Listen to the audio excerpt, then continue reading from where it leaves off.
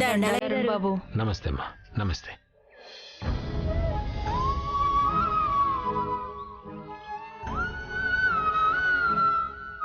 నమస్కారం అయ్యగారు. నమస్తే.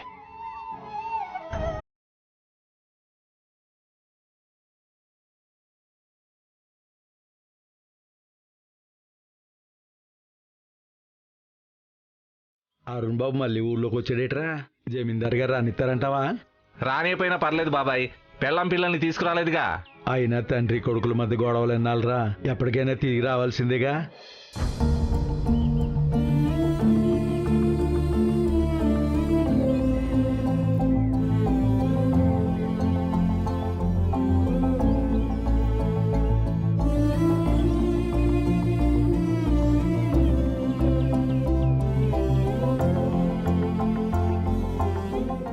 దండలయ్యా.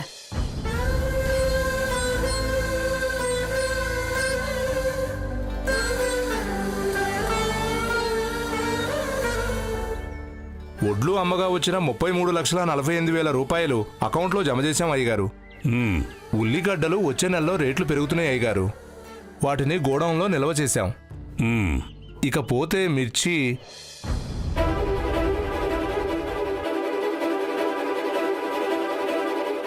అయ్యగారు. అరుణ్ బాబు వాడి మాట ఇప్పుడెందుకు వచ్చింది? మాట కాదు అయ్యగారు, మనిషే వచ్చాడు.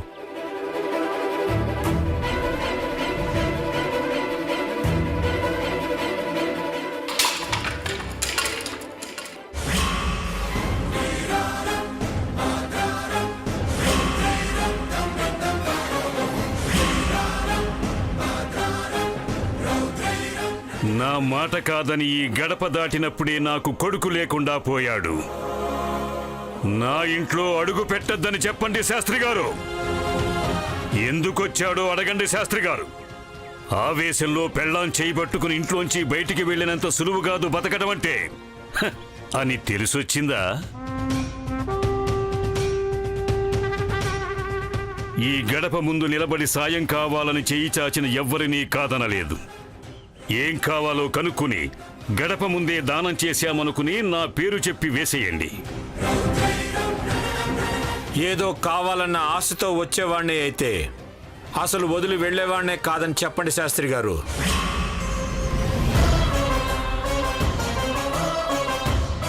మీకు నా మీదే కదా కోపం? అదేదో నా మీదే చూపించుండాల్సింది. నా స్నేహితుడు ఏం తప్పు చేశాడని వాడికి అంత పెద్ద శిక్ష వేశారు.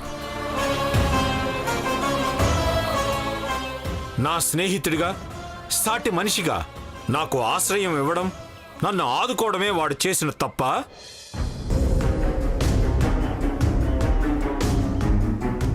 నన్ను తోడబుట్టిన వాళ్ళ చూసుకున్నాడు. మిమ్మల్ని తండ్రి కన్నా ఎక్కువగా అభిమానించాడు. నాకు సాయం చేశాడన్న ఒకే ఒక్క కారణంతో భార్య గర్భవతి అని కూడా ఆలోచించకుండా నిలువ నీడ లేకుండా చేశారు.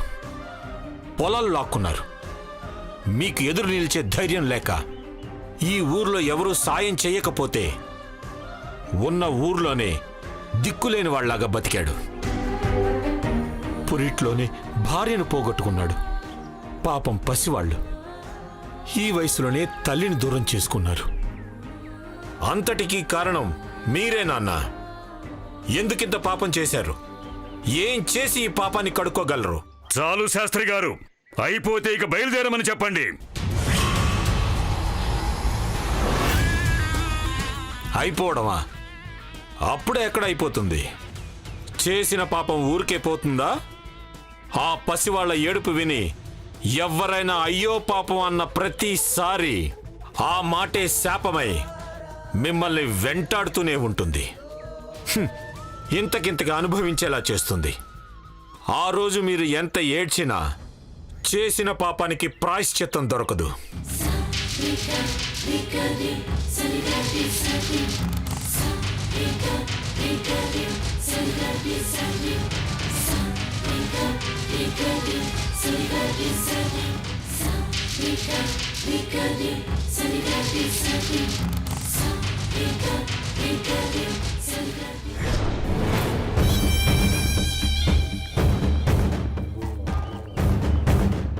సరసు, ఓసై సరసు మాయ దర్శంతో అని పిలిచినట్టేనే పలికి సావరు.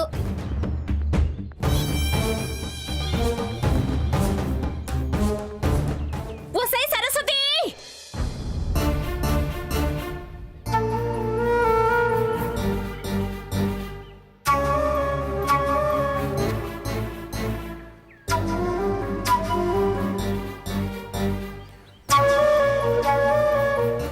ఏంటత్తా? ఎక్కడ సచ్చినావే? చిన్ని ఆడిపిస్తున్నానత్తా. దాంతో ఆడుకుంటూ కూకుంటే పనులు వరుసెత్తాడే.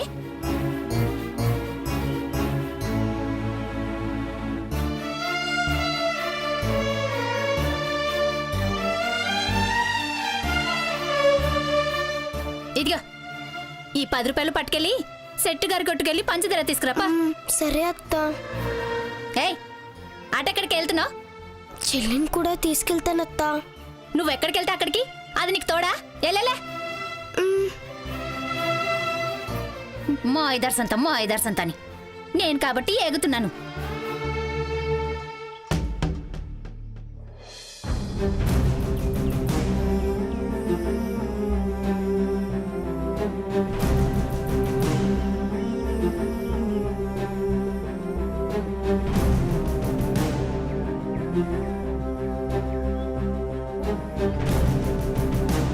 సుందరం, సుందరం,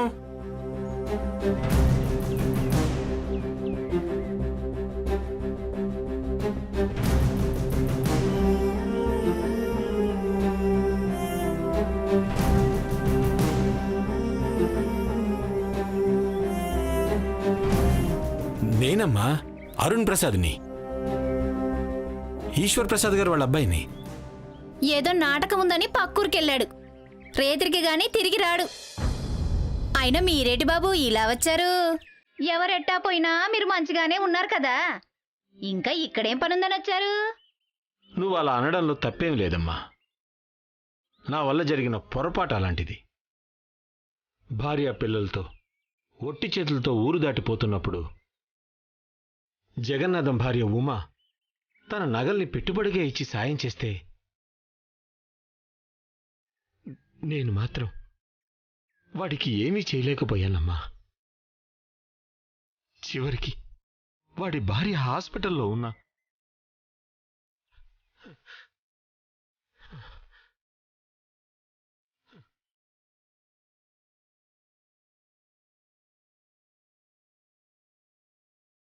ఇదిగో ఇప్పుడు ఈ నగలు డబ్బు ఇచ్చి క్షమాపణలు చెప్దామని వస్తే వాడు లేడు. పిల్లల్ని మీ దగ్గర వదిలి జగన్నాథం దుబాయ్ వెళ్ళిపోయాడంట కదమ్మా. అవును బాబుగారు. ఎంత జరిగాక ఇంకా ఈ ఊళ్ళో ఉండలేక పిల్లల్ని మా దగ్గర వదిలేసి డబ్బులు సంపాదించుకొద్దామని దుబాయ్కి వెళ్ళిపోయాడు బాబుగారు. భార్యను పోగొట్టుకొని పిల్లల్ని వదిలేసి ఒంటరిగా వెళ్ళిపోయాడు. వాడికి ఈ పరిస్థితి రావడానికి నేనేనమ్మా కారణం. ఏం చేస్తే ఈ తప్పు దిద్దుకోగలుగుతాను?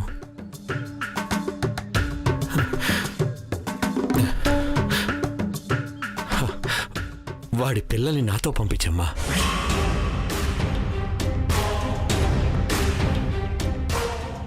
వాళ్ళని నేను పెంచుకుంటాను. ఇదేటి పిల్లల్ని తీసుకెళ్తానంటున్నాడు? పిల్లల్ని తీసుకెళ్తే పిల్లలతో పాటు తెచ్చిన నగలు డబ్బులు అన్నీ తీసుకెళ్ళిపోతాడు.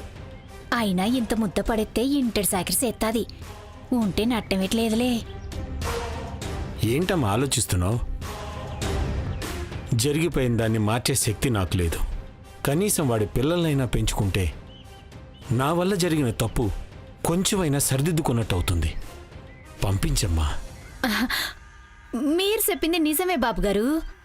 కానీ నా చేతిలో ఏముంది చెప్పండి?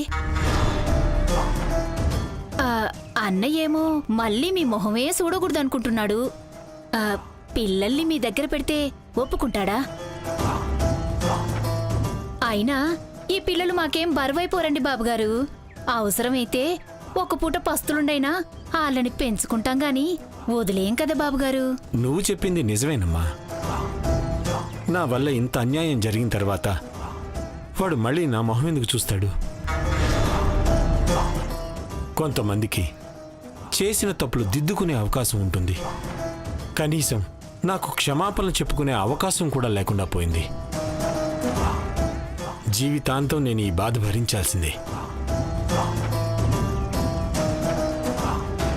సుందరం వస్తే వచ్చి వెళ్ళానని చెప్పమ్మా.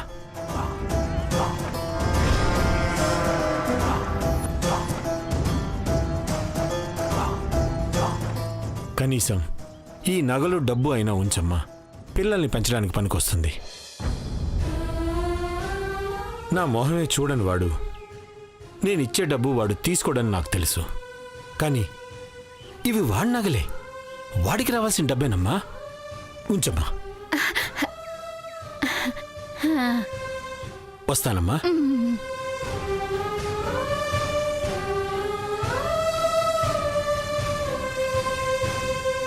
వస్తానమ్మా. అట్టగే బాబు గారు.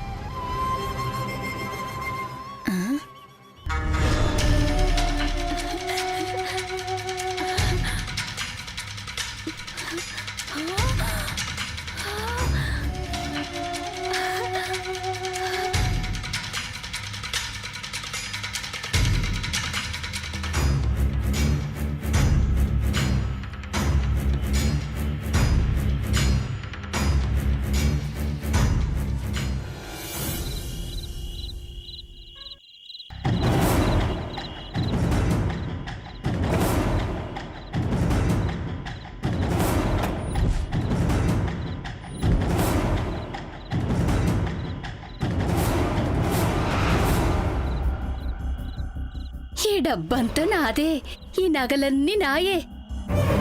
అదృష్ట దేవతే తలుపు తట్టి నా దగ్గరకు వచ్చినది. ఇవన్నీ నాయే.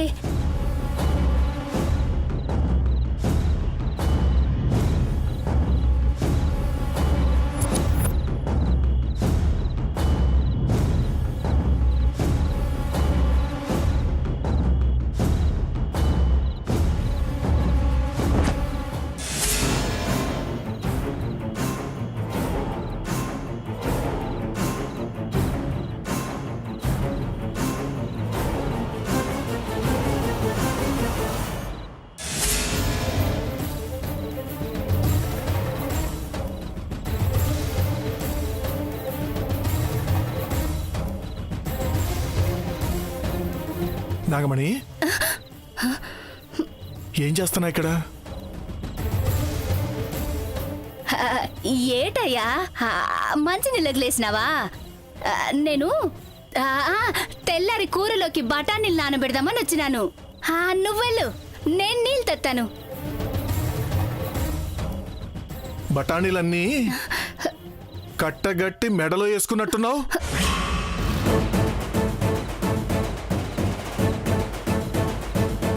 ఎక్కడవే ఈ నగలు?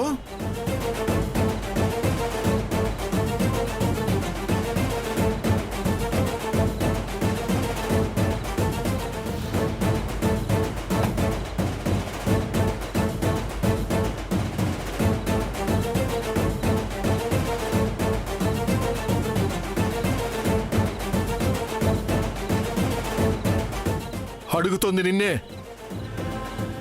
ఎక్కడిది ఇంత డబ్బు? ఎక్కడ విన్న నగలు? ఎక్కడ పెట్టి నాయే. నీవా?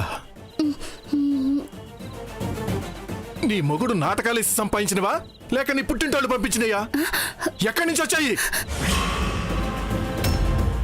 అర్థమైందే. నేను రాత్రులు నాటకాలని ఊళ్ళు తిరుగుతా ఉంటే నువ్వు ఇక్కడ చేస్తున్న పని ఇదన్నమాట.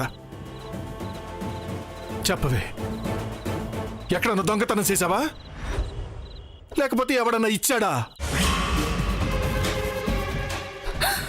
అయ్యో నా దేవుడా, నన్నే అనుమానిస్తున్నావు నువ్వు. నా నెట్టాటి దాన్ని నీకు తెలియదా? కళ్ళు పోతాయి.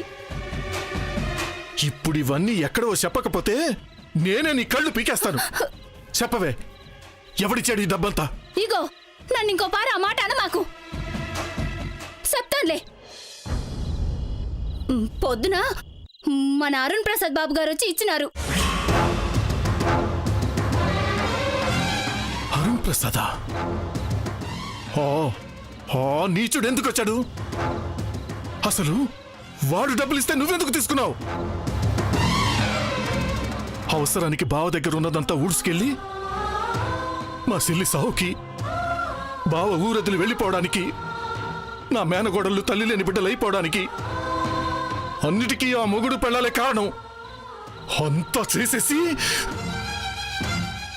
చేసేసి ఇప్పుడు ఈ డబ్బులిచ్చి చేసిన పాపాలని కడుక్కోవాలని చూస్తున్నాడా? ఈ డబ్బులు కాదు కదా, వాళ్ళ నీడ కూడా పిల్లల మీద పడ్డానికి లేదు. మొత్తం తీసుకెళ్లి పెట్లో పెట్టు. పొద్దునే తీసుకెళ్ళాల మొహాన కొట్టొస్తా.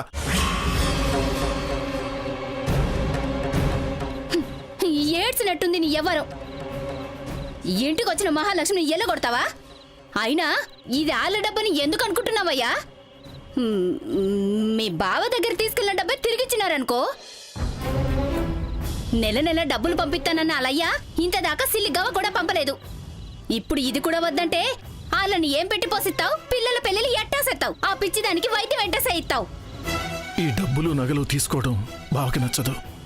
కానీ అక్కడ బావ పరిస్థితి ఎలా ఉందో ఏంటో. ఇన్ని రోజులైనా ఒక్క పైసా కూడా పంపించలేకపోయాడు. అదే సాకుగా చూపించి ఇక్కడిది పిల్లల్ని సాధిస్తోంది. కనీసం ఈ డబ్బు కోసమైనా వాళ్ళను మంచిగా చూస్తుందేమో. పిల్లల కోసమైనా ఒప్పుకోవాలి. ఏటయ్యా ఆలోచిస్తున్నావు? నీ అక్క బిడ్డలు బాగుండాలా వద్దా? ఈ డబ్బులు వచ్చినంత మాత్రాన వాళ్ళ జీవితాలు ఏం బాగుపడిపోతాయే? పిల్లల్ని బడికి పంపిద్దామంటేనేమో నువ్వు ఒప్పుకోవాయే. ఇంకా పెళ్ళిళ్ళు చేస్తావంటే నువ్వు నమ్మాలా? లేదంటే చెప్పు, పొద్దునే ఈ డబ్బు తీసుకెళ్ళి ఆ అరుణ్ ప్రసాద్ మొహం మీద కొట్టేస్తాను. అయ్యో నా దేవుడా, నిజంగానే ఇచ్చేతావా ఏంటి? ఏదో మన దగ్గర డబ్బులు లేవు అని వద్దు అన్నాను గాని ఇంత డబ్బిస్తే ఎందుకు వద్దంటాను? రేపటి నుంచే పిల్లల్ని చదువులకు పంపించుకో.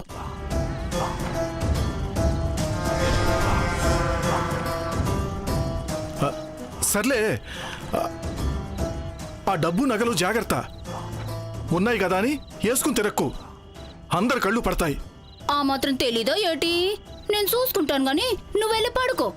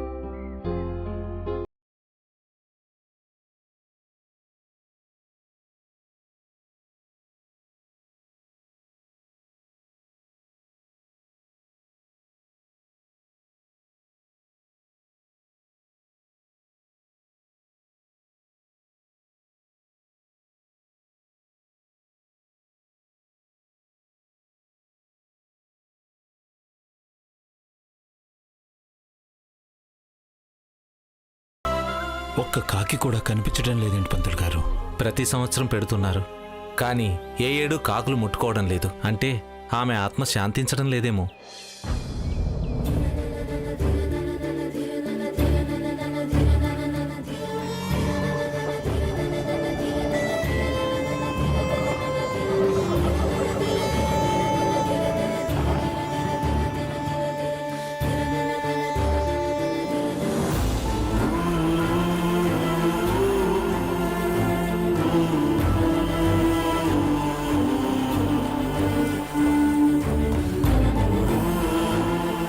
నా వల్ల తప్పు జరిగింది ఉమా. నువ్వు నా కుటుంబాన్ని ఆదుకుంటే నా కుటుంబం మాత్రం నీకు తీరని అన్యాయం చేసింది. నీ కన్న బిడ్డలకి నువ్వు లేకుండా చేసింది. నీ బిడ్డల్ని అక్కున చేర్చుకొని జరిగిన తప్పు కొంతైనా సరిదిద్దుకుందామనుకుంటే ఒట్టేసి మరి నా చేతులు కట్టేసిపోయాడు నా స్నేహితుడు. జరిగిన దానికి బాధపడని క్షణం అంటూ లేదు ఉమా. నువ్వు ప్రాణాలతో లేవు, నేను ప్రాణాలతో ఉన్నా లేనట్టే బ్రతుకుతున్నాను. నీ ఆత్మ శాంతిస్తే గాని నా మనసు కుదుటపడదు. నీ ఆత్మ శాంతించడానికి ఏం చేయడానికైనా సిద్ధంగా ఉన్నాను. ఇప్పటికైనా ఈ అన్నయ్యని క్షమించమ్మా.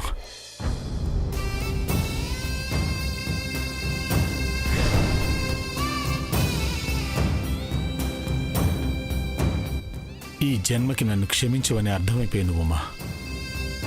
జీవితాంతం ఈ శిక్షను అనుభవిస్తూ బతకాలన్నదే నీ నిర్ణయం అయితే అలాగే కానీ ఉమా.